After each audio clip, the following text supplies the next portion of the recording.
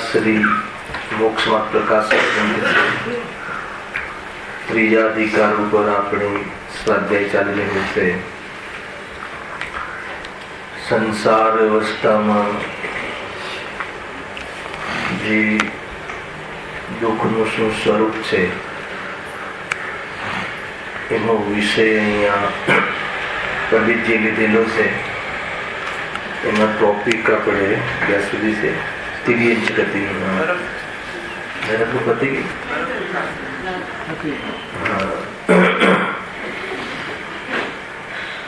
हाँ पति की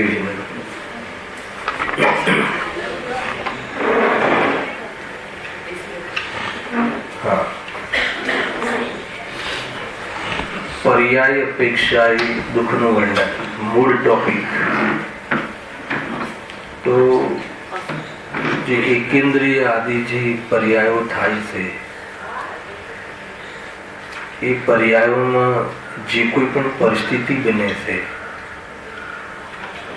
ए परिस्थिति में जीव आत्मा नु भान भूलीने दुखी थाय छे। मूल ए वस्तु छे।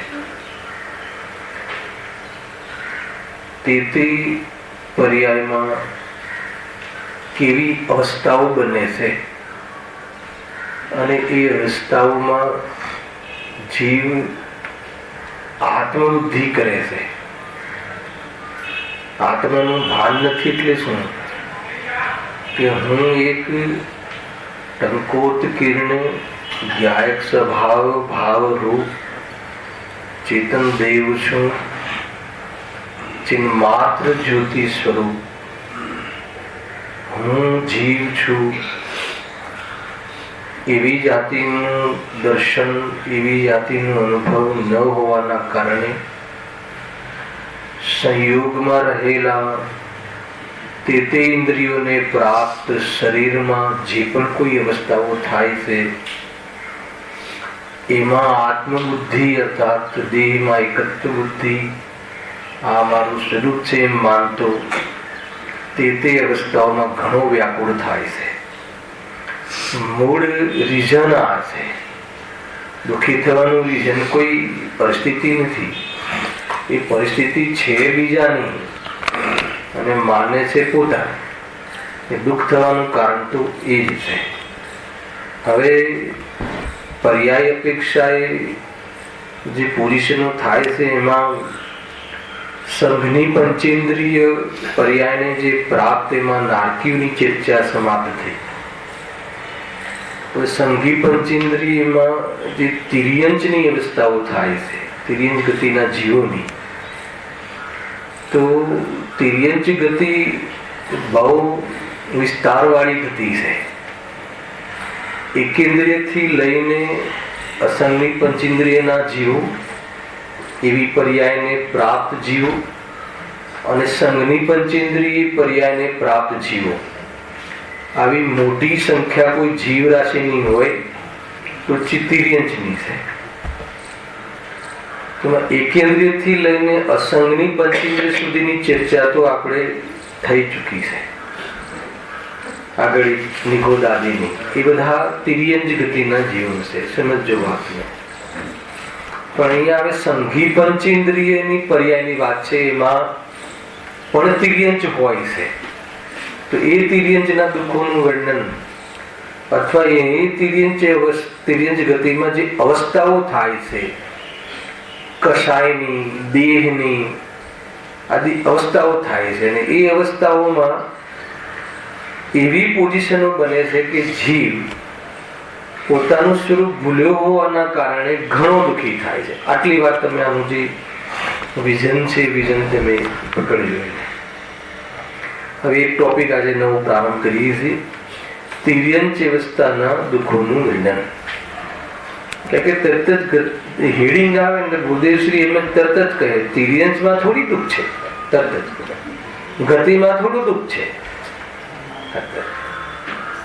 એ ગતિમાં જે શરીરની અનેક પ્રકારની અવસ્થાઓ થાય છે એટલે થોડી દુઃખ છે, પણ એ શરીરને પોતાનું માને છે ને,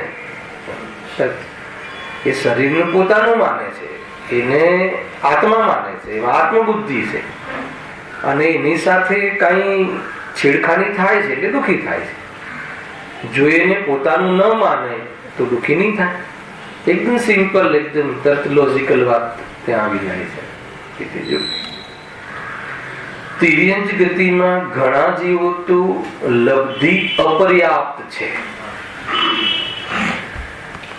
દરેક આગળ મનુષ્ય ગતિમાં પણ કહે છે એમાં ઘણા જીવો લબ્ધિ અપર્યાપ્ત છે. પણ આ લબ્ધિ અપર્યાપ્ત એ શું છે?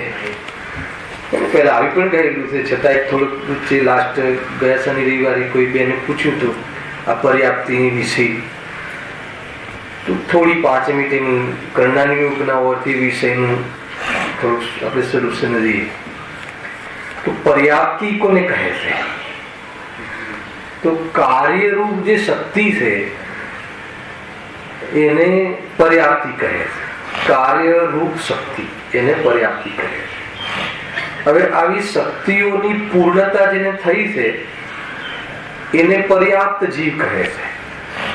અને આવી પર્યાપ્તિ અર્થાત આવી શક્તિઓની જેની પૂર્ણતા નથી થઈ એને અપર્યાપ્ત જીવ કહે છે. સમજો બરાબર. ફરીથી કાર્યરૂપ, કયું કાર્ય એ બધું લઈએ છે. પહેલા પર્યાપ્તિનો સામાન્ય અર્થ કે કાર્યરૂપ જે શક્તિ છે એને પર્યાપ્તિ કહે છે.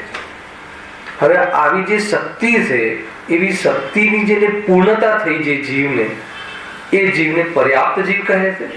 અને આવી શક્તિઓ જેને પૂર્ણ નથી થતી અને એ પહેલા જ જીવન છોડી દેશે એને અપર્યાપ્ત જીવ કહે છે. તો આવી પર્યાપ્તિ 6 પ્રકારની છે. પેલા સમજો તો એમાં આહાર પર્યાપ્તિ, શરીર પર્યાપ્તિ, ઇન્દ્રિય પર્યાપ્તિ, શ્વાસોશ્વાસ પર્યાપ્તિ, ભાષા પર્યાપ્તિ અને મન પર્યાપ્તિ. આનો ક્રમનો પણ કોઈ કાર્ય છે, ક્રમ જે બતાવે છે ને એનું પણ કોઈ રહસ્ય છે, જે ક્રમનું પણ કોઈ એમાં બતાવવા પાછળનું કોઈ વિઝન છે, ક્રમિક હોય છે. આ તમે એમ સમજો કે આ 6 પર્યાપ્તિ. આ શું પર્યાપ્તિ ક્યાંથી થાય છે? તો જીવ જ્યારે બીજી ગતિમાં ઉપજે છે અથવા એક ગતિમાંથી બીજી ગતિમાં ગમન કરે છે કે નહીં? કરે છે. અથવા ત્યાં ઉપજે છે બીજા શરીરમાં, તો જ્યારે જીવ બીજી ગતિમાં ગમન કરે છે ત્યાં પહેલા સમયથી એને જે 4 સમયમાં તો બીજી ગતિને પ્રાપ્ત થઈ જાય છે વધારેમાં વધારે, મોડ 3 ને સમય 4 મેક્સિમમ વાત છે.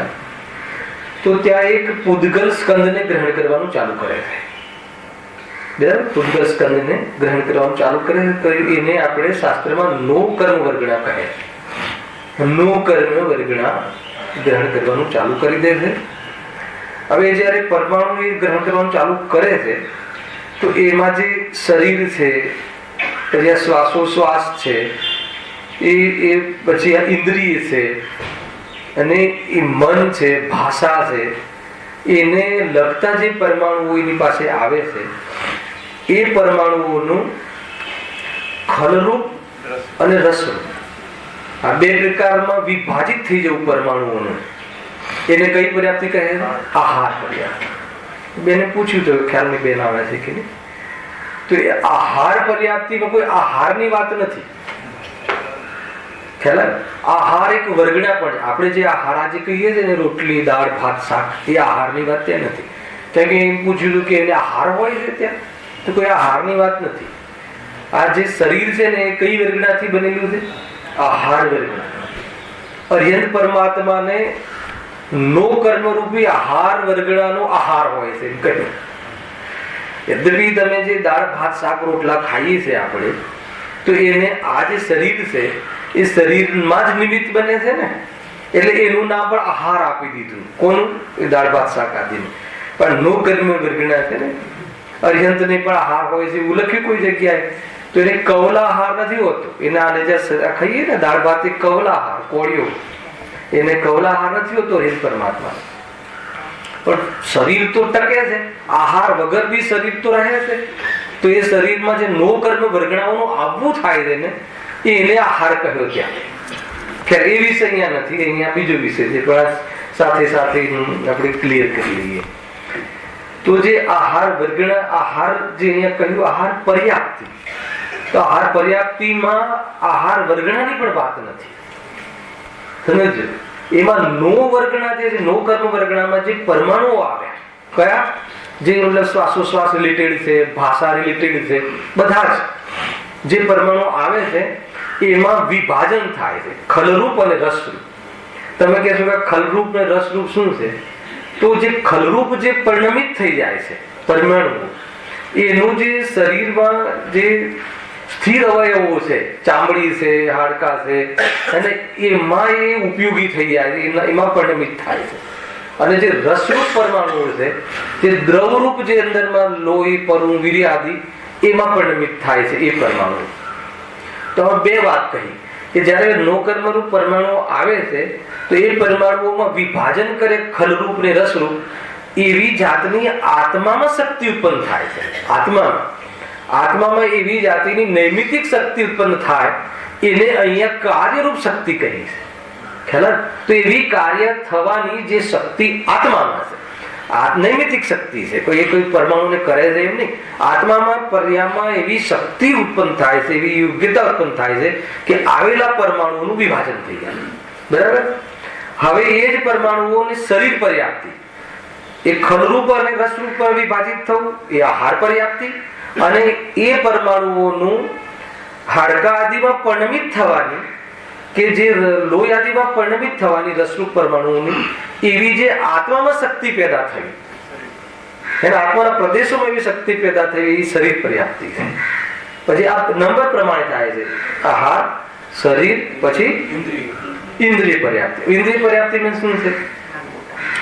કે જેને જેટલી ઇન્દ્રિયો હોય, જે જીવ, એક ઇન્દ્રિય હોય, બે ઇન્દ્રિય હોય, ત્રણ ઇન્દ્રિય હોય, જેને જે આપણે સંઘની પંચ ઇન્દ્રિય લઈ લો, તો આપણી જે ઇન્દ્રિયો છે, શરીર થઈ ગયું એક. હવે શરીરમાં કાન અહીંયા હોય છે, આંખ અહીંયા હોય છે, તો નાક અહીંયા હોય છે, તો એ જે એની ત્યાં એ રહેલા જ્યાં આત્માના પ્રદેશો છે, ઇન્દ્રિયમાં શું છે કે એ ઇન્દ્રિય સંબંધી જ્ઞાનનો ભાગ. તો જે કાન છે, એ કાનની સાથે રહેલા જે આત્માના પ્રદેશો છે, એ સ્પેસમાં, એમાં એ આત્માના પ્રદેશોમાં એવી શક્તિ ઉત્પન્ન થઈ જાય છે કે ત્યાં એ પરમાણુઓ સાંભળવામાં નિમિત્ત બને. એ કાનના જે ઇન્સ્ટ્રુમેન્ટ જેવું બને કે સાંભળવામાં એવી યોગ્યતા બને, એમાં નિમિત્ત બને, તો એને ઇન્દ્રિય પર્યાપ્તિ કહે છે. ખ્યાલ આવે કે? તો માનો કે જીવ, જો આત્માને જે જ્ઞાન થાય છે ને, એ તો અખંડ છે, આખા આત્મામાં જ્ઞાન થાય. પણ અહીંયા કાનની નજદીક રહેલા જે પ્રદેશો છે, એ શબ્દ સંબંધી જે છે એ પદાર્થને જાણવામાં નિમિત્ત બનવા વાળા આ પ્રદેશો છે. ખ્યાલ આવે? એ રીતે હવે માનો કે કોઈ પદાર્થનો રંગ જાણવો છે આપણે, તો અહીંયા પાછળ હશે તો એ કલર આપણને જ્ઞાન બોધ નહીં થાય. આંખથી જણાય છે એમ નથી કેવું, જણાય છે તો જ્ઞાનથી, પણ નિમિત્ત જે છે સાધન આંખ બને છે રંગમાં, ચાહે જ્ઞાની હોય કે અજ્ઞાની હોય. જ્ઞાની અજ્ઞાનનો ભેદ નથી જાણવાની પ્રક્રિયામાં. એમને લાલ કલરનું કપડું છે કે સફેદ કલરનું કપડું છે, તો એ કલરમાં આંખ નિમિત્ત બને છે. તો જે આ આંખ છે ને, આંખના નજીકના જે પ્રદેશો છે, એ પ્રદેશોમાં એ જાણવામાં નિમિત્ત બને એવી જાતિના પ્રદેશોની અહીંયા પરમાણુઓની પરિણમન થવું, એ રીતે આંખમાં પરિણમન થવું, એમાં નિમિત્ત કઈ બને, કોણ બને છે? એ પ્રદેશો. એને કઈ એવી શક્તિ પેદા થવી આત્માના પ્રદેશોમાં, એને ઇન્દ્રિય પર્યાપ્તિ કહે છે. એવી રીતે શ્વાસોશ્વાસમાં તમે લગાવી શકો છો. એકેન્દ્રિય જીવ હોય એને ચાર પર્યાપ્તિ હોય છે. બરાબર? શ્વાસોશ્વાસ એકેન્દ્રને હોય છે. હે ને? એ તો આપણે ભણેલા છે, અંગાર વાયુ છોડે છે ને પ્રાણવાયુ લે છે, એટલે શ્વાસોશ્વાસ ત્યાં એક ઇન્દ્રિયથી એ 4 પર્યાપ્તિ જ હોય છે. પછી 2 ઇન્દ્રિયથી લઈને અસંગી પંચેન્દ્રિય સુધી ભાષા આવી જાય છે. 2 ઇન્દ્રિયમાં ભાષા આવી જાય છે, ખ્યાલ આવે ને? લિપિ આદિ નહીં, ભાષા, ધ્વનિનું એની પાસે એ પ્રમાણે યોગ થઈ જાય. તો એ ધ્વનિ કરી શકે એને યોગ્ય જે પરમાણુઓ ત્યાં પરિણમન થાય એવી શક્તિ આત્મામાં છે, નૈમિતિક શક્તિ. તો એ પ્રમાણેની પર્યાપ્તિ યોગ્યતા પ્રાપ્ત થાય છે. એ રીતે પછી કયું લાસ્ટ કયું રહ્યું? મન. તો મનમાં સંગ્રહી પંચી દ્રવ્ય મનની એવી યોગ્યતા. તો આ પ્રમાણે 6 પર્યાપ્તિ છે. હવે અહીંયા શબ્દ છે લબ્ધ અપર્યાપ્ત. હવે એના પર જોયું છે આપણે. તો જે આ પર્યાપ્તિઓ જે છે, જ્યારે જીવ એક ગતિથી બીજી ગતિમાં ગમન કરે છે અને નો કર્મ વર્ગના ગ્રહણ કરવાનું ચાલુ કરે છે, ત્યારે 6 પર્યાપ્તિઓ એક સાથે ચાલુ થાય છે. સાંભળજો, આ બધું કાર્યક્રમ આત્મામાં એવી શક્તિ પેદા થાય છે કે શરીરની રચનામાં આત્માનું નિમિત્ત પણ ખ્યાલ. તો એ રીતે યોગ્યતા બને છે. હવે એ જે 6 પર્યાપ્તિઓ જે થઈ, હવે એની જે પૂર્ણતા છે ને એ ક્રમમાં થાય છે. પેલા આહાર પર્યાપ્તિ, પછી શરીર પર્યાપ્તિ, આ એઝ ઇટ ઇઝ ક્રમમાં પૂરી, જેને જે પર્યાપ્તિનો યોગ હોય, બરાબર. હવે એ બધાનો કાળ અંતર્મુહૂર્ત છે. અંતર્મુહૂર્ત કાળમાં એ પર્યાપ્તિઓ શરૂઆત થઈ જાય છે અને પૂર્ણતા એક પર્યાપ્તિને અંતર્મુહૂર્ત થાય, અને 6 પર્યાપ્તિનો પૂરો કાળ બી અંતર્મુહૂર્ત થાય. કેમ કે અંતર્મુહૂર્તના ઘણા ભેદ છે, ખ્યાલ આવી ગયો. એટલે એના અંતર્ગત આ તમને એક ખ્યાલ આવી ગયો. હવે વાત શું છે કે ઘણા જીવો જયારે જન્મે છે તો જન્મીને આ પર્યાપ્તિઓ એ પૂરી ન કરે એ પેલા મરણને પ્રાપ્ત થઈ જાય. તો એવા જે જીવો છે એ જીવોને શું કહે છે? અપર્યાપ્ત, લબ્ધિ અપર્યાપ્ત. એવી લબ્ધિને પ્રાપ્ત છે કે પર્યાપ્તિ પૂરી ન થાય એ પેલા મરણને પ્રાપ્ત થાય. આવા જીવો કેટલી વાર મરે છે? એક શ્વાસમાં 18 વખત જન્મ મરણ કરે છે. ખ્યાલ આવે કે નહીં? તો એવા જીવો કઈ કઈ ગતિમાં હોય? ખ્યાલ આવે કે નહીં? તિર્યંચમાં તો હોય છે નહીં, સંઘની પંચેન્દ્રિયમાં, એકેન્દ્રિયમાં તો હોય જ છે, બટાકા આદિમાં તો. બટાકાના દરેક જીવ અલબ્ધ પર્યાપ્તક નથી હોતા, લબ્ધ પર્યાપ્તક નથી હોતા. જે લબ્ધ પર્યાપ્તક હોય, જેની પર્યાપ્તિઓ પૂરી ના થાય એવી ક્ષમતા વાળો જીવ હોય, એ જ જીવો ત્યાં એક શ્વાસમાં 18 વાર જન્મે મરે છે. બધા એકેન્દ્રિય નહીં. અને સંઘની પંચેન્દ્રિય જીવ પણ જે સમૂર્છન છે એ પણ અલબ્ધ પર્યાપ્ત, લબ્ધ અપર્યાપ્તક હોય છે. ગજબની વાત છે. સમૂર્છન જીવ, ગર્ભજની વાત નથી, એ બધા પર્યાપ્તક હોય છે. મનુષ્યમાં પણ અને સંઘની પંચેન્દ્રિય જીવ હોય છે મનુષ્ય, એ બી અલગ લબ્ધ અપર્યાપ્તક હોય છે. એ બી પણ એમનું જીવન એ ગર્ભજ નહીં, સમૂર્છન જીવો હોય. સમૂર્છન જન્મ વિશે આપણી ચર્ચા થઈ ચૂકી છે. કર્મભૂમિની જે સ્ત્રી હોય છે એની કાખમાં આવા જીવો ઉત્પન્ન થતા હોય છે. મનુષ્યની આવશે ત્યારે વખતે આપણે ચર્ચાની વિશેષ કરીશું. તો આ એકેન્દ્રિયમાં તો હોય જ છે, પણ અત્યારે ચર્ચા ચાલે છે સંઘની પંચેન્દ્રિય. એમાં પણ લબ્ધ અપર્યાપ્તક જીવો ઘણા હોય છે કે એક શ્વાસમાં 18 વખત એના જન્મ મરણને પ્રાપ્ત થાય એવા તિર્યંજ ગતિનું સંઘની પંચેન્દ્રિય પણ પ્રાપ્ત કરવા છતાં પણ એકેન્દ્રિય વર્ત હોય છે.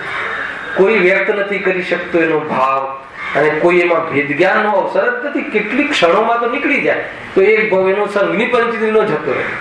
આ પણ એક કલ્યાણ યુગની બહુ સુંદર ચર્ચા છે, અને એના ઉપરથી આપણને જે વર્તમાન જીવન જે મળ્યું છે એ જીવનની શું કિંમત છે, મારે તો એ ધ્યાન કરાવવું છે.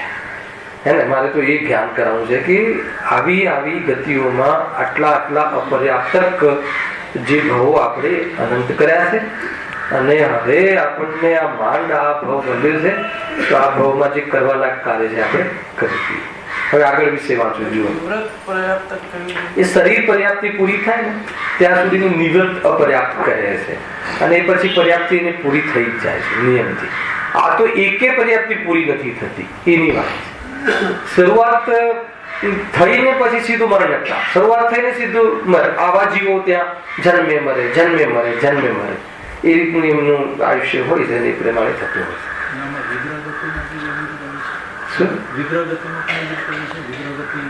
વિગ્રહ ગતિ તો શું છે? વિગ્રહ ગતિ કોને કહેવાય?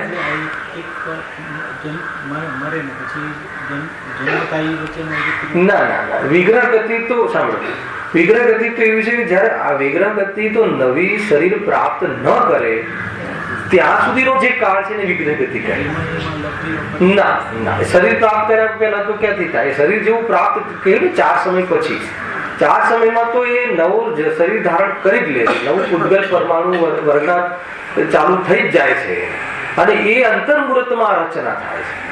અને હા, એ જરૂર છે કે જે ગતિને પ્રાપ્ત કરવાનો હોય એ ગતિનું નામ પામશે.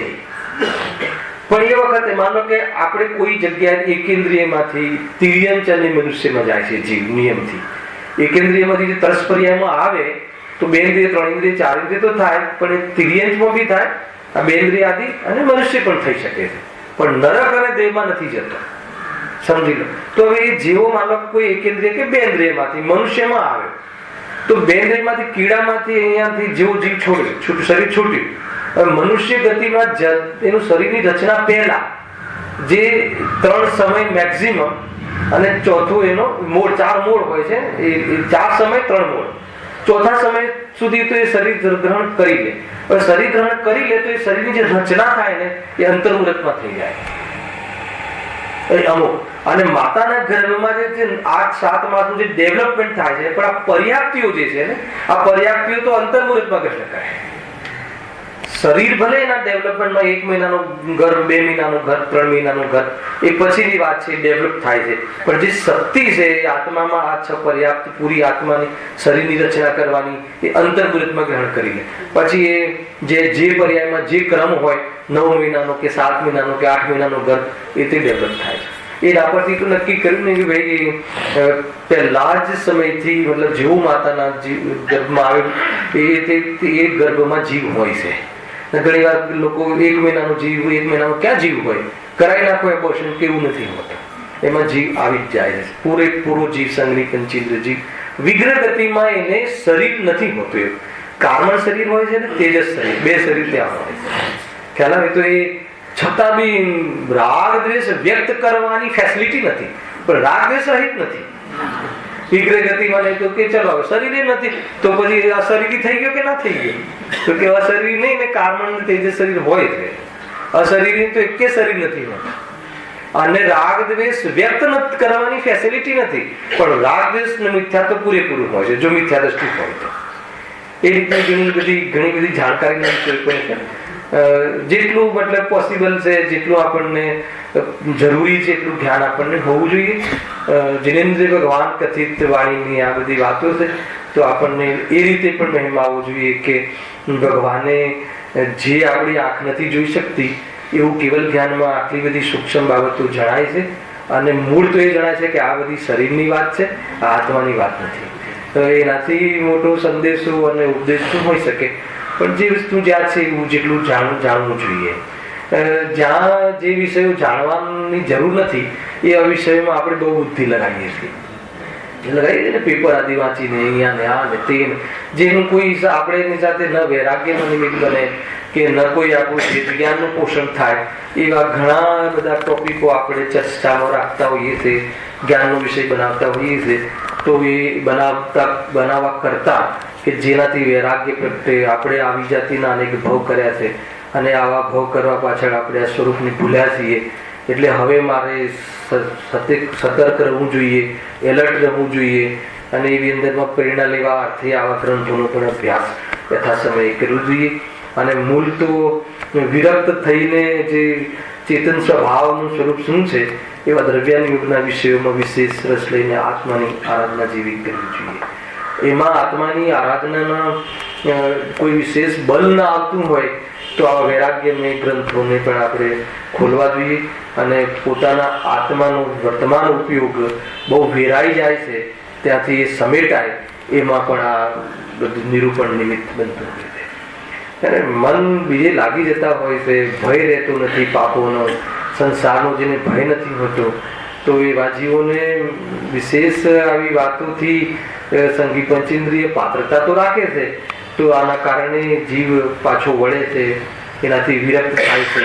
એવી તીવ્ર કષાયોમાં રહેવાનો પ્રસંગો મટી જાય છે અને મનકશાઈમાં આત્માની સાધના કરવાના અવસરો મળે છે. એટલા માટે આ બધી ચર્ચાઓની અપેક્ષિત છે.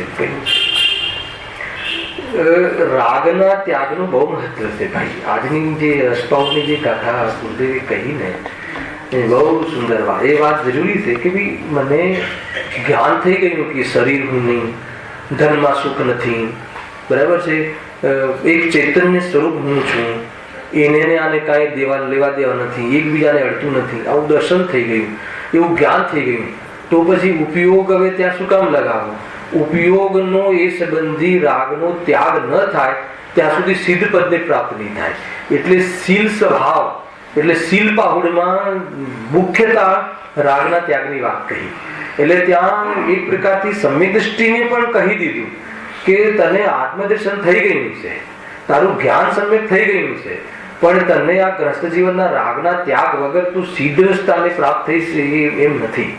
એટલે રાગના ત્યાગનું પરિણામમાં રાગમાં સુખબુદ્ધિનો ત્યાગ થઈ ગયો, પણ પરિણામમાં રાગનું જ્યારે મને ખબર છે કે શરીર વ્યર્થ છે, મારું છે નહીં, અને એમાં ઉપયોગ લગાવવાથી ઉપયોગની બરબાદી થાય છે, તો હવે ઉપયોગનો ત્યાં રમણતાનો અભાવ ક્યારે કરીશ?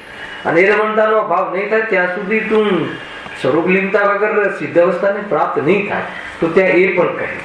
છતાં કોઈ વ્યક્તિ આત્માના ભાન વગર કોઈ રાગની એટલી મંદતા કરી નાખે તો કે એનું કોઈ કઈ ફળ નથી આવતું.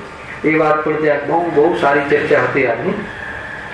એટલા માટે અને ત્યાં જ્ઞાનને મુખ્ય ન કરતા રાગના ત્યાગને મુખ્ય કર્યું. જ્ઞાનનું કોઈ ફળ નથી એ કહ્યું. એ કયા જ્ઞાનની વાત છે ખબર છે? જાણકારી વાળા જ્ઞાનની વાત છે. પણ જે જાણકારી વાળા જ્ઞાનના માધ્યમથી જ્ઞાન સમ્યક રૂપે પરિણમે એ જ્ઞાનનું તો બહુ મહત્વ છે. પણ માત્ર પછી જાણકારી વધારતા જઈએ, આ ગાથામાં આ જ્ઞાયકને આમ કહ્યું છે, 73મી ગાથામાં શુદ્ધનો અર્થ આ કર્યો છે, ત્યાં આ કર્યો છે, પણ હું શુદ્ધ છું એ વાત એ તરફ લક્ષ્ય ન જાય તો એવા જીવો માટે આ ઘણી પ્રેરણાની વાત છે. બહુ મહત્વપૂર્ણ વાત છે. સમજમાં આવે છે કે વાત તો પરિણમવાની છે. ખાલી માત્ર જાણકારી પૂર્વ પર્યાયમાં જાણકારી જેટલી અપેક્ષિત છે એનો નિષેધ નથી, પરંતુ માત્ર જાણકારીનો માર્ગ નથી. એને આ તો અનુભવ કરવાનો માર્ગ છે. એવી બધી વાતો ઘણી પ્રેરણા મળે આપણને. ગુરુદેવ ઇશારા કરી દે છે કે ભાઈ તું આ વાતનો ખ્યાલ રાખજે.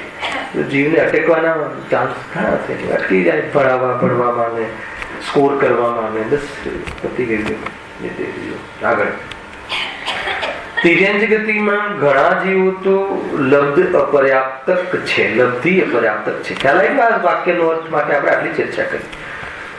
તેમને તો ઉચ્છ્વાસના 18મા ભાગ માત્ર આયુષ્ય છે. બરાબર છે. અહીંયા હવે કોઈ ભેદ નથી કરવાનો એકેન્દ્રિય આદિ. જે લબ્ધિ અપર્યાપ્તક છે, ચાહે એકેન્દ્રિય ન હોય કે ચાહે પંચેન્દ્રિય ન હોય, પણ જેની પર્યાપ્તિ પૂર્ણ થતી નથી એવી જાતિના જીવો છે, એ જીવોનું આયુષ્ય કેટલું છે? એક શ્વાસમાં ઉચ્છ્વાસના 18મા ભાગ માત્ર આયુષ્ય છે. એ થાય ને એક શ્વાસમાં 18મા જન્મે મરે, કાં તો 18મા ભાગમાં એનો જન્મ મરણ છે. હવે આગળ એક સામાન્ય કથન કરી દીધું એમને પંડિતજી. કેટલાક નાના એટલે ઝીણા જીવો પર્યાપ્ત પણ હોય, અપર્યાપ્તની કથા પૂરી કરી.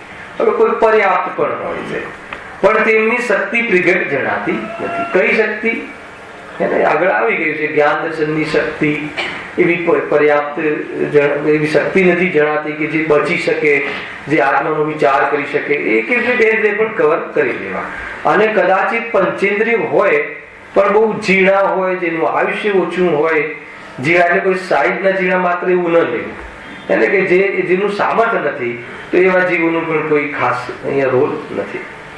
જો એ લખી પણ દીધું છે, તેમના દુઃખો તો એકેન્દ્ર જેવા જ જાણવા. એકેન્દ્ર જેવા દુઃખ જાણવા એટલે શું? વાસના તો ઘણી છે, આગળ બહુ આવી ગયું, પરંતુ એની પૂર્તિ કરવા કે એનો ઉપાય કરવાની શક્તિ નથી. હે ને? ક્ષણોમાં તો નીકળી જાય છે, ક્યાંથી એનો ઉપાય પણ કરવાનો છે. લખ્યું છે આગળ વિશેષમાં જ્ઞાનાદિક ની તેમનામાં વિશેષતા છે. આગળ જેમ કહ્યું 2 ઇન્દ્રિય 3 ઇન્દ્રિય 4 ઇન્દ્રિયમાં જ્ઞાન વધે પણ છે, સંગી પંચ ઇન્દ્રિયમાં પણ જ્ઞાન વધે છે, નથી વધતું એમ નહીં. વળી મોટા પર્યાપ્ત જીવોમાં કેટલાક સમૂર્છન છે. આવી ગયું ને? હવે પંચેન્દ્રિયનું અમને થોડું મેં સ્ટાર્ટ કર્યું. મોટા પર્યાપ્ત જીવોમાં કેટલાક સમૂર્છન છે. સમૂર્છન એટલે શું? વાતાવરણના માધ્યમથી જન્મ લઈ લે. માતા પિતાનું નિમિત્ત પણ નથી ત્યાં, હે ને? વાતાવરણ, હવા અને પાણીના નિમિત્તથી જે ત્યાં જીવો શરીરની રચના થાય ને, જે જીવ પેદા થઈ જાય. ઘણી વારમાં કહી ચૂક્યું છું કેવી રીતે હશે, ક્યાંથી પ્રાપ્ત થઈ જતા હશે. ફળની અંદર વચ્ચે લીંબુમાં, મોસંબીમાં જો તો ખરા કેવી જાતિની પ્રકૃતિની અંદર ત્યાં એ જ કલર કે શરીરની રચના ક્યાંથી થઈ જતી હશે, જીવ ત્યાં પ્રવેશ કરી જાય. પાછું ત્યાં હલન ચલન અને સેન્સ વાળો જે મતલબ જીવ થઈ જાય. આમની જાતિમાં તો હોય છે કોઈ મચ્છર જેવું. હે? આમની એક આમની જાતિ આવે છે એના અંદર તો હોય છે. હા, ઘણા એવી કેરી હોય. ઘણી વખતે કેરી ઝાડ જેવું હોય કે એના ફળમાં જીવ પેદા થાય છે. ઘણી વખત એવું બધું હોય છે. મતલબ કે આપણે જે ભોજન આદિ કરીએ છીએ એમાં કેટલો વિવેક રાખવો જોઈએ કે એ જીવોને હાનિ પહોંચે છે અને દુઃખ પહોંચે છે. તો આપણા એ ભોજન આદિના મતલબ આપણને એટલી ફુરસદ, એટલા વ્યસ્ત છીએ રાગમાં, મોહમાં કે આપણને કોઈ જીવની હાનિ થાય છે એ જોવાનું પણ વિચાર નથી આવતો. તો હૃદયમાં એટલી દયા રહિત તપ પણ કોઈ ફળ આપતું નથી. આજે આવ્યું અંદરમાં દયા ના હોય, ખાલી સ્કોર જ કરવાનો છે તો એનું કોઈ ફળ નથી હોતું. એમ તો પછી દયા રહિત જે પંચેન્દ્રિયના ભોગ વાળું જીવન છે તો એ જીવનનું ફળ શું હશે તો એ તો એ જ જાણે. ઘણી બધી વાતો મારે કીધી છે. જો સમય હશે તો, નહીં તો કાલે ગુરુદેવના પ્રવચન છે છઠાડાના, એમાં આ બધી વાતો થોડી આવી છે. ત્યાંથી પણ થોડાક અંશો આપણે વાંચીશું. બહુ સરસ વાત કહી છે. કોઈ જીવ એકદમ શરૂઆતમાં થોડું બેઝિક જાણતો હોય અને કદાચ એને કોઈ સ્વાધ્યાયનું મન હોય તો એને છઠાડા પર ગુરુદેવના જે પ્રવચન છે 50 એ સૌથી પહેલા સાંભળવા જોઈએ. મારું એવું મંતવ્ય છે મહેન્દ્રભાઈ. માની લો કે બેઝિક થોડું ખ્યાલ હોવું જોઈએ. સામાન્ય 7 તત્વ છે, 9 પદાર્થ છે, એવું થોડું ખ્યાલ હોય અને એનું મન મચલતું ના હોય, એનું મન ના લાગતું હોય તો બી ધર્મ માર્ગમાં, તો એને ગુરુદેવશ્રીના 50 પ્રવચન મેં મારા જીવનમાં સૌથી પહેલા સાંભળેલા 50. એના પછી મેં પ્રવચન સાંભળ્યું સ્વતંત્ર રૂપથી. સ્વાધ્યાયમાં 8 વર્ષ ચલાવ્યો એ જુદું. લાડમાં મેં પ્રવચન સ્વાધ્યાયમાં મેં 8 વર્ષ ચાલ્યો. અમારે પ્રવચન સુધાનંદ હવે સમય સાથ ચાલે છે, બીજો ગ્રંથ. એની વાત નથી કરતો. જે પર્સનલ સ્વાધ્યાયમાં સૌપ્રથમ અમે છઠાડાના 50 પ્રવચન, 1 કલાકનું પ્રવચન 3 કલાક સુધી સાંભળેલું, ફોરવર્ડ રિવર્સ ફોરવર્ડ કરીને. અને એના પછી પ્રવચન સ્વતંત્ર રીતે સાંભળેલો.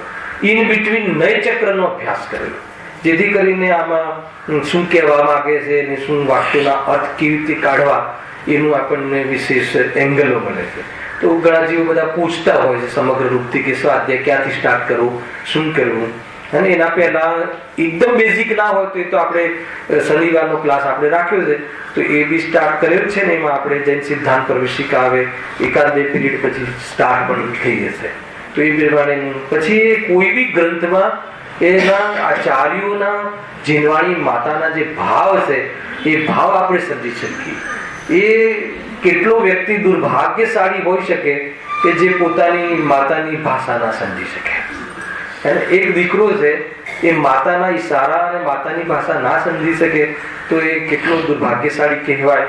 તો જો આપણે જીનવાણી માતાના જે વચનો છે અને એનો જો ભાવ આપણને સમજમાં ન આવે તો આપણું આ મનુષ્યપણું મતલબ કે નિંદનીય છે.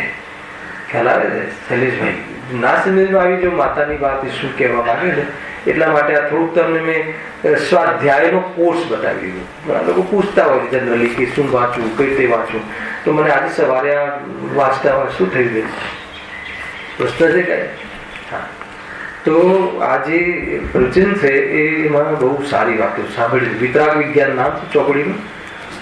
શબ્દસર નથી કદાચ આ ચોપડી, પરંતુ એમની કેસેટો છે, સાંભળી. હા, વળી મોટા પર્યાપ્ત જીવોમાં કેટલાક સમૂર્છન છે તથા કેટલાક ગર્ભજ છે. તેઓમાં જ્ઞાનાદિ પ્રગટ હોય છે, પણ તેઓ વિષયોની ઈચ્છા વડે સદા વ્યાકુળ હોય છે. તો કહીને જે જ્ઞાનાદિ પ્રગટ છે ને, પ્રગટ એટલે શું? મન જનિત જે જ્ઞાન, વેદ વિજ્ઞાન કરવાનું એને શક્તિ તો પ્રગટ છે, પણ શું થાય છે? પણ તેઓ વિષયોની ઈચ્છા વડે સદા વ્યાકુળ રહે છે. આગળ શું લખ્યું છે? કારણ કે ઘણા જીવોને તો ઈષ્ટ વિષયની પ્રાપ્તિ હોતી જ નથી, પણ કોઈને કદાચિત કિંચિત માત્ર હોય છે. નરકમાં આ શું નિરૂપણ કર્યું કે ત્યાં વિષયોની તીવ્ર ઈચ્છા હોય છે અને કિંચિત માત્ર સામગ્રીની પ્રાપ્તિ થતી નથી. સાંભળજો, બે વસ્તુનું તમને કમ્પેરિઝન કર્યું. ત્યાં પણ લખ્યું હતું, ત્યાં પણ શક્તિ તો ઉઘડી છે. જો વાંચો, લખ્યું છે, તમે જો નરક અવસ્થામાં પહેલી લીટી, તેમનામાં જ્ઞાનાદિ શક્તિ કંઈક છે. કંઈક છે નો શું? આગળ કમ્પેર કરતા જાઓ. એકેન્દ્રિયમાં તો જ્ઞાનાદિની શક્તિ એવી ઉઘડી જ નથી. કેવી નથી ઉઘડી? કે એવી સેન્સ જ નથી કે દુઃખ દૂર કરવાનો ઉપાય કરે. પણ સંઘની પંચેન્દ્રિયમાં તો શક્તિ કંઈક છે. કંઈક છે એટલે દુઃખ દૂર કરવાનો ઉપાય કરી શકે એવી શક્તિ તો છે, પરંતુ એવી શક્તિ નથી કે જે કેવલ જ્ઞાન શક્તિ ઉઘડી ગઈ છે કેવલીઓને, એટલું પણ જ્ઞાન પ્રગટ પૂરું નથી થયું. પણ એટલી શક્તિ છે કે કેટલી કે જેટલી જોઈએ. કેટલી જોઈએ? દુઃખ દૂર કરવાનો ઉપાય થઈ શકે. પણ દુઃખ દૂર કરવાનો ઉપાય કેમ નથી કરતો? કેમ કે મોહનો તીવ્ર ઉદય છે. ઈચ્છા ઘણી તીવ્ર છે. એટલું જ નથી લખ્યું, ઈચ્છા તીવ્ર છે અને સામગ્રી કિંચિત પણ મળતી નથી. એટલા માટે એટલો વ્યાકુળ રહે છે એ સામગ્રીને પ્રાપ્ત કરવા માટે કે એને દુઃખ દૂર કરવાનો વિચાર જ નથી આવતો. આખું તમને લોજિક ખ્યાલ આવે? બહુ સોલિડ એંગલ છે આ. દુઃખ દૂર કરી શકીએ એવી જાતિનો ઉપાય કરવાની આપણા બધામાં પણ શક્તિ તો છે, પરંતુ મોહ તીવ્ર અને ઈચ્છાઓ ઘણી હોય અને બહારમાં પાપના ઉદયમાં સામગ્રી ઝીરો હોય અને એમાં એ રીતે છે. તો એ જીવને શું થાય છે? એ વસ્તુઓ પ્રાપ્ત કરવાની, પૂર્તિ કરવાની ઘણી ઈચ્છાઓ કારણે એમાં ઉપયોગ લગાવી દે છે અને સ્વપરના ભેદ વિજ્ઞાન કરવાનો એની પાસે ફુરસદ અવકાશ રહેતો નથી. એટલે એનો વિચાર જ કરતો નથી. બહુ મને આ વાત એટલી પિંચ થાય છે, એટલી અંદરમાં, કેમ કે આ ક્યાંથી વાત ક્યાં સ્પષ્ટ થાય છે ખબર છે? કે દુઃખ દૂર કરવું છે. જે આપણે દુનિયામાં કરી રહ્યા છીએ સવારથી ઉઠીને સાંજ સુધી, એવી દુઃખ દૂર કરવા માટે કરી રહ્યા છીએ, એના માટે જ કરી રહ્યા છીએ. અને એ જો એવું છે ને કે અજ્ઞાની જીવ રાગની પૂર્તિ કરીને દુઃખ દૂર કરવા ઈચ્છે છે, જ્યારે જ્ઞાની કહે છે કે રાગના અભાવથી દુઃખ દૂર થાય છે. શું કહે? પકડમાં આવે છે. અજ્ઞાની જીવ રાગની પૂર્તિ કરીને દુઃખ દૂર કરવા ઈચ્છે છે, પરંતુ જ્ઞાની ધર્માત્મા કહે છે, સર્વજ્ઞ પરમાત્મા કહે છે કે રાગનો અભાવ કરીને દુઃખ દૂર થાય છે. બરાબર? આખું બે દિશાઓ જુદી છે. દુઃખ દૂર કરવાની જે આપણે સોચ છે, એમાં સોચમાં જ ભૂલ છે. એટલે આપણે બધા શું કરીએ છીએ? ઈચ્છા તીવ્ર છે અને ઈચ્છા પૂરી થાય તો આપણે સમન થાય તો સુખી થઈ જઈએ. એટલે ઈચ્છા પૂર્તિ કરવામાં સેન્સ હોવા છતાં વેદ વિજ્ઞાનની એ સેન્સને આપણે શું કરીએ છીએ? હાલ પૂર્તિ ખ્યાલ આવે કે હા તો હવે લગાવી દઈએ છીએ ઉપયોગ આપણે આમાં. તો એટલા માટે દુઃખ દૂર કરવાનો ઉપાય જે કરવાનો જે અવસર છે એ અવસર આપણો જતો. બહુ વિચાર કરવા જેવું છે. આપણે એટલા બહારમાં આપણે ખોલીએ છીએ બધા દુકાનો ને મકાનો ને કામ ને બધા કામ ખોલીને બેસી જઈએ. ના હોય તો પડોશ વાળાને કઈ બી કઈ હોય તો કેજે. છેલ્લે કાંઈ નું કાંઈ એમ તમારે આ લાયક કોઈ કામ હોય, મારા લાયક કોઈ કામકાજ હોય તો કહેજો. અમારા લાયક શું હોય શકે? સમજમાં આવે છે કે રીને ચેન નથી.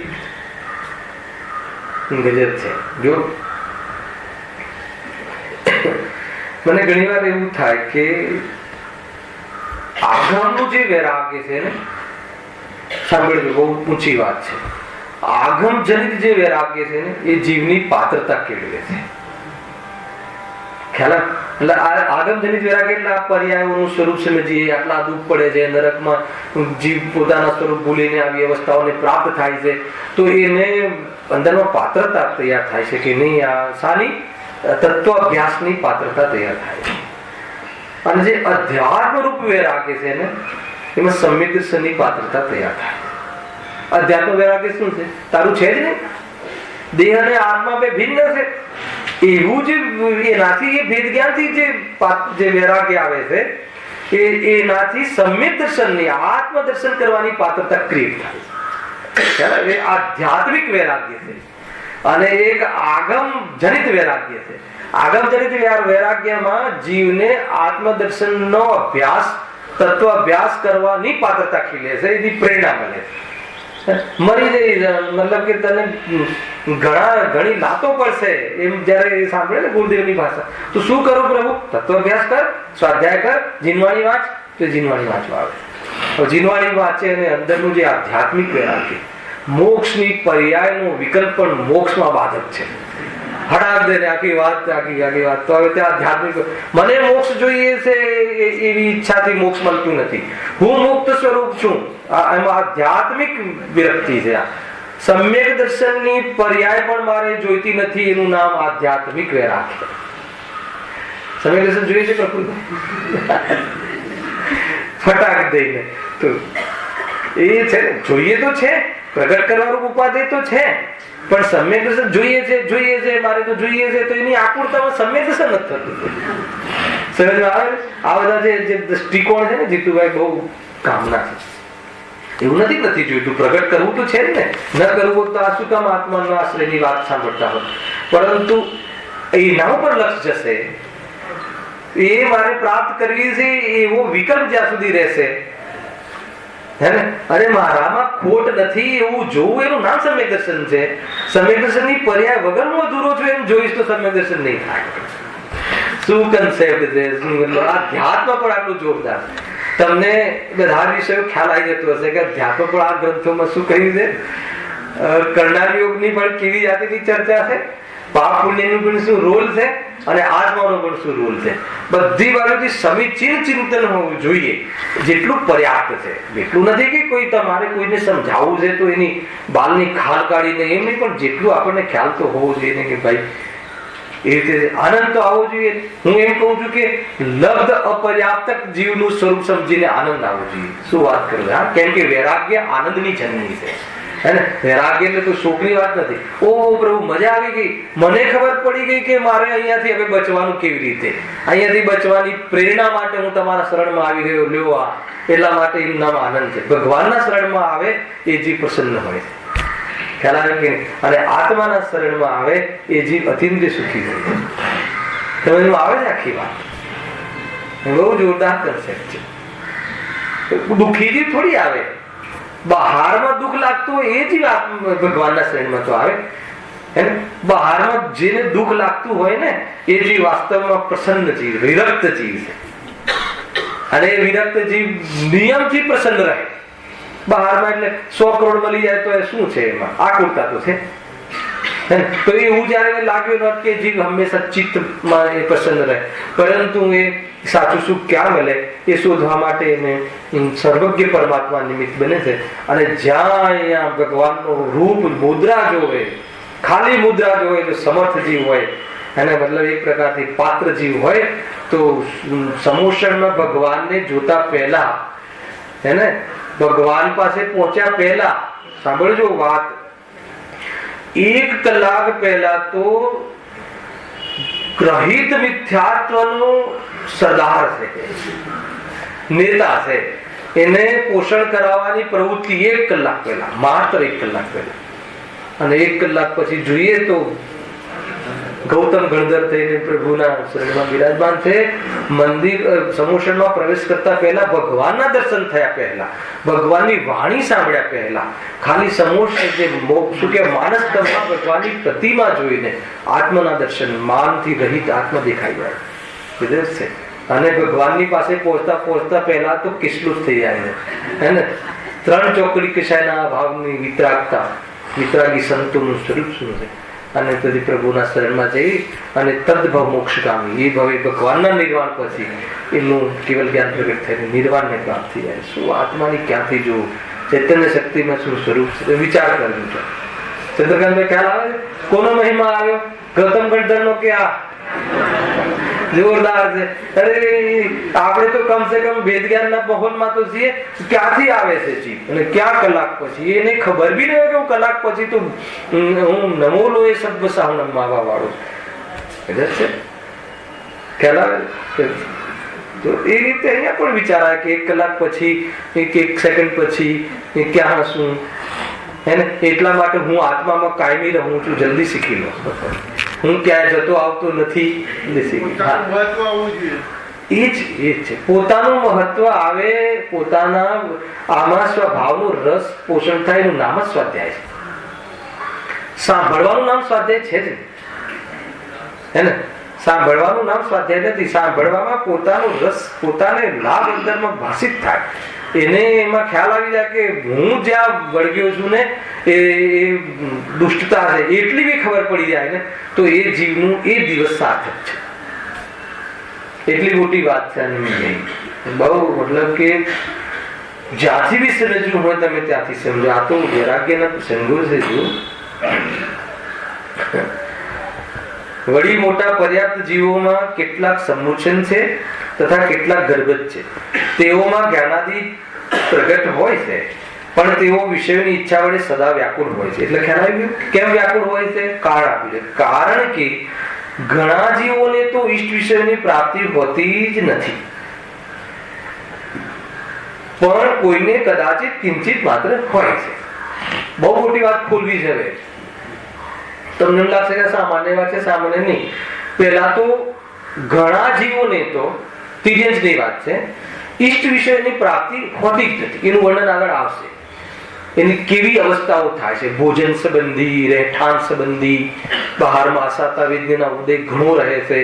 જે તિર્યંચોનું તમે સ્વરૂપ જોઈ શકો છો. તમારા ઘરમાં કીડી થાય તો 1 સેકન્ડ એને રાખવા નથી માંગતા આપણે.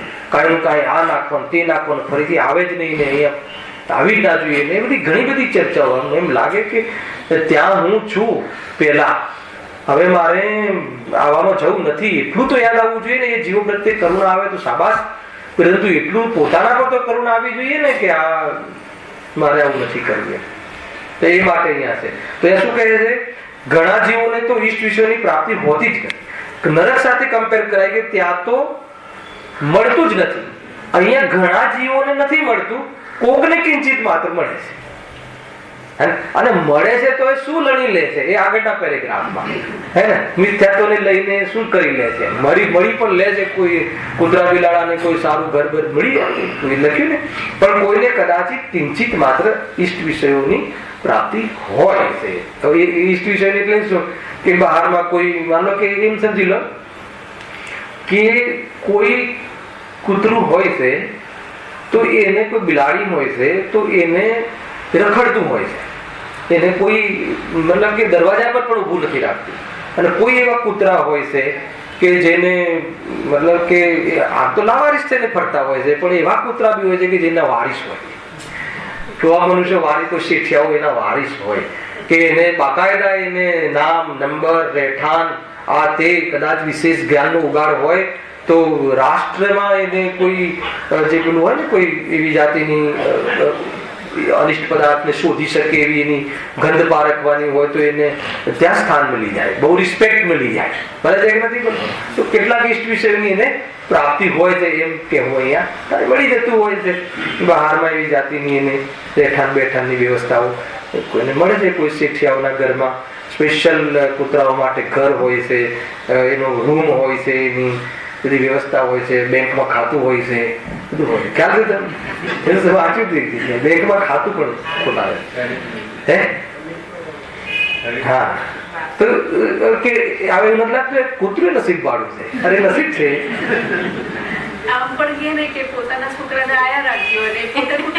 હા લખ્યું છે એવું, શાસ્ત્રમાં લખ્યું છે પોતાના દીકરાઓને આયા રાખે અને કૂતરાને શેઠાણી રાખે. બહુ સાચવે, બહુ સાચવે. જો કેવી લેનદેન એ જીવનું બસ આ કર્મ થીરીથી તમે જુઓ કે બાળકને તો નોકરાણી રાખે અને કૂતરાનું ભરણ પોષણ પોતે માલિક કરે. ગજર છે. તો એ એવો નિમિત્ત નૈમિત્તિક સંબંધો છે જાતિનો. હવે આપણને ભાગ્ય લાગે છે. જો પુણ્યના ઉદયની વાત ભલે હોય પણ ભાગ્ય તો વિજ્ઞાનમાં છે. જ્યારે એને જે જ્ઞાન મળ્યું છે એ જ્ઞાનમાં અનંત કાળના દુઃખના ભાવમાં યુટિલિટી કરવાનો અવસર મળે એ વાસ્તવમાં પુણ્યનો ઉદય છે.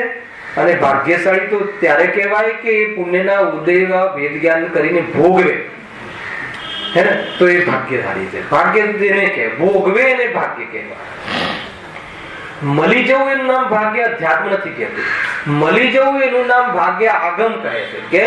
કેમ કે પુણ્ય પ્રકૃતિના ઉદયમાં દેવશાસ્ત્ર ગુરુનો યોગ થાય છે, એટલે પુણ્ય પ્રકૃતિનું ફળ છે. અધ્યાત્મ કહે છે કે મળ્યું તેથી શું? ગુરુદેવ બેસે તો શું કે તેથી શું? તેથી શું એટલે શું? પહેલા તો મંદિર જ ના ગયો, મળ્યું તો એ શું? ઠીક છે. અને ગયો તો ક્યારે ગયો? પ્રતિષ્ઠાઓમાં ગયો. અને કદાચ રોજ ગયો તો પૂજા અને એના અષ્ટદ્રવ્ય એના નવા પુણ્ય માટે નિમિત્ત બનાવી દીધા, હે ને. આગળના ભાવમાં બી મને સારું બધું મળે પ્રભુ, એટલા માટે હું તમને આ 8 દ્રવ્ય બદામ સારી 2000 રૂપિયા કિલોની ચડાવવા આવ્યો છું, એટલા માટે પ્રભુ મારું ધ્યાન રાખજે. એટલે એને મેં નિમિત્ત બનાવી દીધા. ખ્યાલ? જીનેન્દ્ર ભગવાનની મુદ્રા, જીન પ્રતિમા સમ્યક દર્શનનું ઉત્કૃષ્ટ નિમિત્ત છે. વાણી નથી કહેતો, વાણી પહેલા કોઈ સમર્થ જીવો હોય ને, ભગવાનની મુદ્રા જોઈને ખ્યાલ આવી જાય કે એક પણ ચીજ બહારમાં ના હોય તો એ જીવ સુખી રહી શકે. આનું નામ દેવ દર્શન. આજે આપણે સાંજે ચલાવવાના છીએ ને રોજ, જય સિદ્ધાંત ઋષિકા વચ્ચે લઈ લઈશું આ દેવદર્શન જેવા પાઠ. શું વિધિ છે દેવદર્શનની? ભગવાનના દર્શન કર્યા ક્યારે કહેવાય રાજભાઈ? ભગવાનને જોઈને એમ લાગે, શું લાગે? प्रभु आप एक गायक दर्शाते हो, तो गायक दर्शाते हो तो आप दर्शाते हो तो फिर हमें देखना चाहिए ना वैभव भाई. आप दर्शाते हो मगर मैंने देखा नहीं. अब શું દર્શાવે છે ગાયકને? ગાયક પરિપૂર્ણ છે. કોઈ પણ વસ્તુઓ મળીને પરિપૂર્ણ થાય એમ નથી. કેમ કે ભગવાનને આજુબાજુમાં કાંઈ નથી, હે ને, કોઈ સંયોગ નથી મકાન બગાન આદિના, તો પણ મહાન છે. એનો અર્થ એ થઈ ગયો કે વસ્તુઓ મળીને પરિપૂર્ણ થવું એવું ગાયકનું સ્વરૂપ નથી, સ્વયંમાં પરિપૂર્ણ. ભગવાનને જોઈને આટલું ગાયક દેખાઈ જાય અને ગાયક પરિપૂર્ણ છે એનો અર્થ કે હું પરિપૂર્ણ છું એવું એને દેખાઈ જાય, તો બહારની પદાર્થોને લાવવાની ને મેળવવાની, જે મેળવીને સુખી થઈ જાવ એવી જે બુદ્ધિ તૂટી જાય અને ક્રમથી મેળવવાનો ભાવ નીકળી જાય, તો એ જ્યાં પ્રતિમા વિરાજમાન છે ત્યાં એ પોતે વિરાજમાન થઈ જાય. શું કન્સેપ્ટ છે આ ભાઈ! વાત તો તિર્યક ગતિની ચાલે છે, પરંતુ આ જોવું જોઈએ ભાઈ. જો કેમ ક્યાંથી વાત નીકળી? આ ભાગ્ય. ઘણા લોકો પોતાના નસીબને કૂતરાના સારા સંયોગો જોઈને કોસે છે. મારા કરતા તો આ ભાગ્યશાળી સમજે છે. ઘણા લોકો, અરે તને સમજમાં નથી આવતું કે તું મનુષ્ય પર્યાયમાં સિદ્ધ અવસ્થા મળે છે ને, એ કૂતરાની અવસ્થામાં પંચગુણ સ્થાનથી આગળ નથી વધાતું, અને અહીંયા તું સિદ્ધ અવસ્થા લઈ.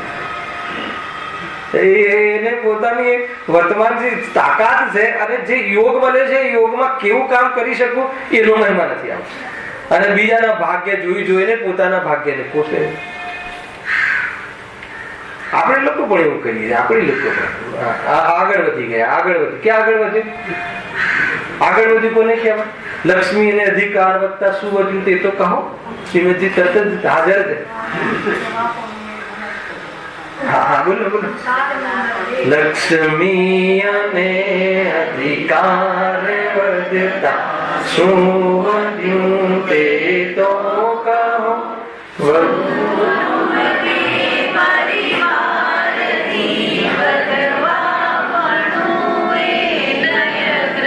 પછી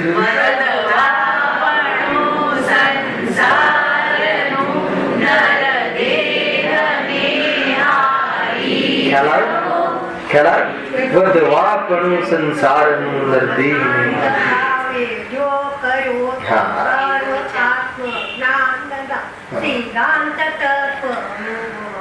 મેઇન મારે શું ફોકસ કરવું છે કે વધવાપણું સંસારનું નરદેહ ને હારી. નરદેહ એટલે આ નરદેહમાં જે સિદ્ધવસ્તા સમસ્ત પ્રાણી સંયમ અને ઇન્દ્રિય સંયમ, પંચેન્દ્રિયના વિષયોનો પર વિજય કરવાનો જે તારી પાસે તક હતી એ તું પાંચ ઇન્દ્રિયના વિષયો વધ્યા અને હું વધી ગયો એટલે દુઃખના સાધનો વધ્યા, જેનું લક્ષ કરીને સંસાર વધે, સંસારના સાધનો વધ્યા, તો તું એ નર દેહથી જે કાર્ય થવાનું હતું એ કાર્ય બહુ ઊંચી વાત છે ભાઈ, બહુ વિચાર કરવા જેવું છે. કે આપણે ઘણા લોકો કહે કે આપણાથી હમણાં આવ્યા, આપણે 50 વર્ષ પહેલા બોમ્બેમાં આવ્યા, આપણાથી આગળ વધી ગયા. તો મને આગળ વધી ગયા શબ્દથી મને ઘણી વાર તરત વિચાર આવે, ક્યાં વધ્યા, શું વધ્યું? રાગદ્વેષ વધ્યા, રાગદ્વેષ કરવાના નિમિત્ત સાધનો વધ્યા, એવા પ્રસંગો વધ્યા. સમજમાં આવે છે કે નહીં? તો એ વધવાને તમે વધવા પણ કહો છો. જ્ઞાનીઓને પણ વધે છે, પણ એમાં હું વધ્યો એમ અનુભવ નથી કરતા. સમજો, જ્ઞાની એટલે જ્ઞાની ચક્રવર્તી હોય છે, પણ એ કાગ વિષ્ટા માને છે. કોઈ કામ નથી આવતી. કાગડાની જે વિષ્ટા હોય ને એ કોઈ કામ જ નથી આવતી. એવી વિષ્ટા સમાન પદાર્થોને માને છે. ભેંસની વિષ્ટા તો ખાત તરીકે કામમાં આવે છે, કાગડાની વિષ્ટા તો એ રીતે કામ નથી આવતી. તો આપણું જે ધન ધાન્ય જે બહુ મળ્યું છે ને, ચક્રવર્તી એમ કે છે કે આ તો કાગડાની વિષ્ટા સમાન છે. મારા આત્માના અનુભવમાં એ કાગડાની વિષ્ટા સમાન છે, કોઈ ઉપયોગી થતું નથી. ઉપરથી એનું લક્ષ થાય છે તો ભાવ વધે છે, ફટાક દઈને ભાવ છપાય છે. નોટ છપાય છે કે ભાવ છપાય છે? બધું વિચાર કરવા જેવો છે ભાઈ. જો હા, શું કહ્યું? કારણ કે ઘણા જીવોને ઈષ્ટ વિષયની પ્રાપ્તિ હોતી જ નથી, પણ કોઈને કદાચિત કિંચિત માત્ર હોય છે. એના પછી તત્વ વળી તેઓ મિથ્યાત્વ ભાવ વડે અતત્વ શ્રદ્ધાન બની રહ્યા છે, અને કષાયમાં મુખ્યપણે તીવ્ર કષાય તેમને હોય છે. એના પછી જે કષાયોની ઓરથી જે સંગની પંચેન્દ્રિય તિર્યંજની જે પરિસ્થિતિ બતાવી છે, એ પરિસ્થિતિમાં એ એટલો આકુળ વ્યાકુળનું જે કારણ છે કષાયોને બને છે, એની ક્રૂરતા અને એ સંબંધી વિશેષ ચર્ચા અહીંયા કરવામાં આવી છે. અને એના પછી સાતાવેદની અસાતાવેદની સંબંધી જે સંયોગોમાં તિર્યંજમાં સૌથી વધુ અગર વૈરાગ્ય આવી જાય કે એની જે પર્ચને, અને આગળ લખે છે કે એ આપણને પ્રત્યક્ષ દેખાય છે. તિર્યંચોની જે સ્થિતિ બને છે શરીરની, અને ઠંડીમાં અને તડકામાં જે પરિસ્થિતિઓ બને છે, એ પરિસ્થિતિમાં અને દેહ બુદ્ધિ હોવાના કારણે, તત્વ શ્રદ્ધા હોવાના કારણે એટલો આકુળ વ્યાકુળ જે થતો થાય ત્યાં થાય છે. તો એટલા માટે સૌથી પહેલા આપણે સમ્યક દર્શનની પ્રેરણા, હું આત્મા છું, હું વાસ્તવમાં જે ચેતન સ્વરૂપ છે એ હું છું, આ જળ છે, હું ચેતન છું. હે ને? બે ત્યાં જ જુદા છે, બેમાં એક પણ નથી, હું એક છું. એ અનુભવ કર. આ રાગ છે અને આ જ્ઞાન છું. રાગ વિભાવ છે, અને એને લઈને અશુદ્ધિ ઉત્પન્ન અથવા આકુરતા થાય છે. અને જ્ઞાન તો જ્યાં જ્ઞાન થાય છે કે આ હું નથી, એ મિથ્યાત્વ તૂટીને ત્યાં સુખની પ્રાપ્તિ થાય છે. એટલે હું જ્ઞાન છું, હું રાગ નથી, હું ચેતન છું, હું જડ નથી. એવો એવી રીતે ભેદ જ્ઞાન કરવાની વિશેષ પ્રેરણા આપી. સહેજાન